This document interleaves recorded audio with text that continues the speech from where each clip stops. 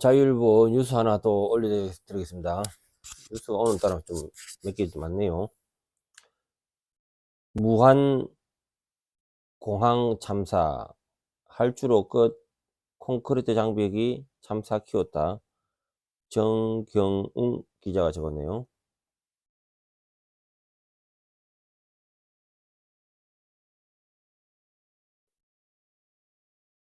(29일) 지난 오전 9시 7분경에 전남 무안 국제공항에서 착륙 중이던 항공기가 활주로를 이탈해 울타리 외벽을 충돌했다.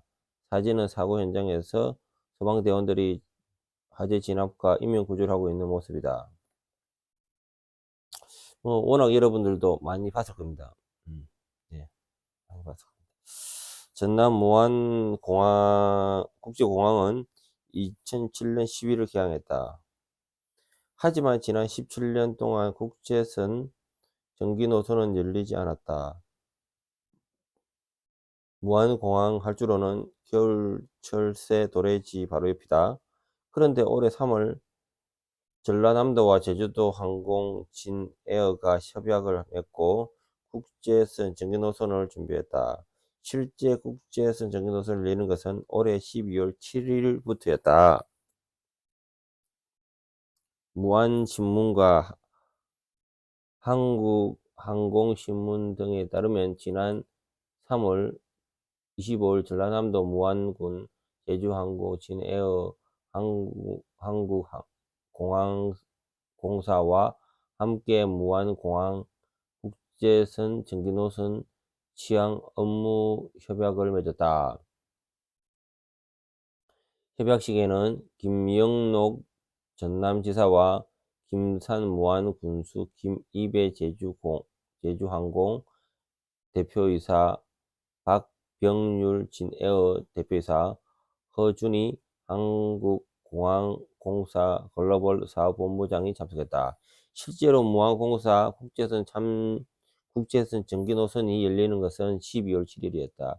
연합뉴스에 따른 12월 2일 김영록 전남지사, 김산 무안군수 등이 참석한 가운데 진에어 전기노선이 개항식이 열렸다.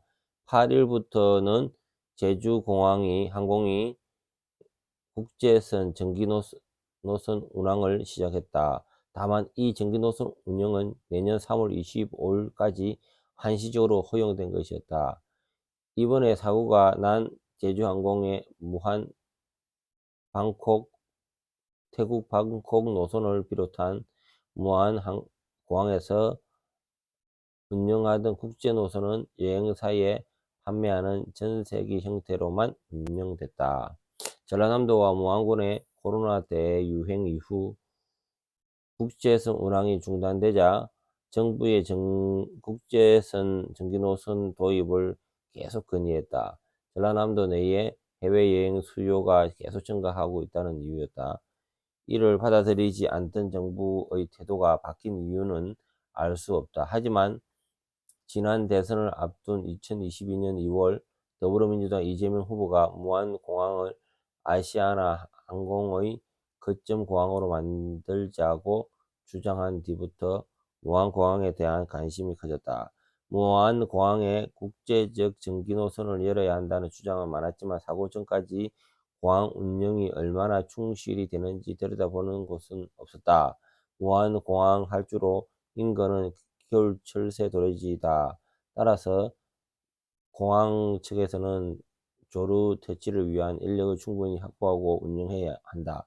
하지만 지난 29일 오전 사고 당시 조류 퇴치 인력은 1명뿐이었다고 헤럴드 경제가 보도했다.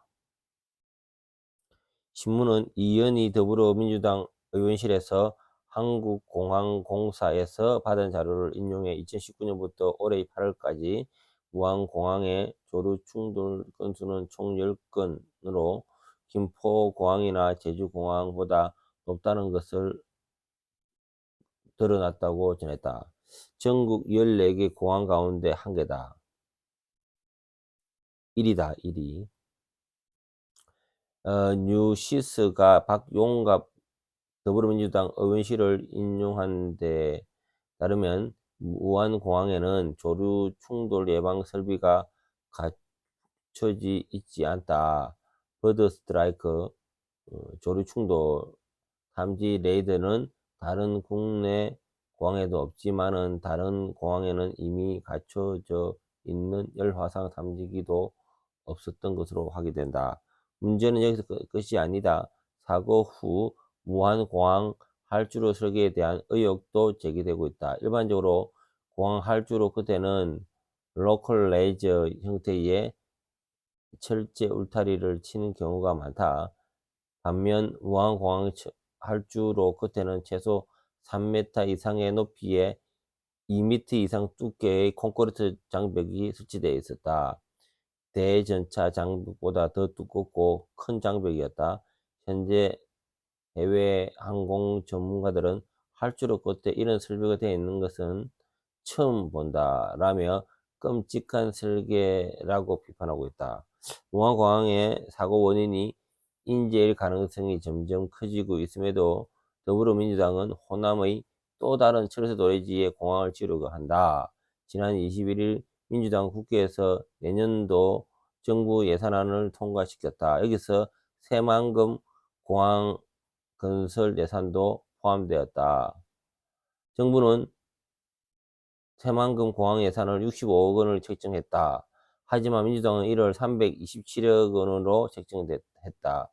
정부안보다 261억 원이 정액된 것이다.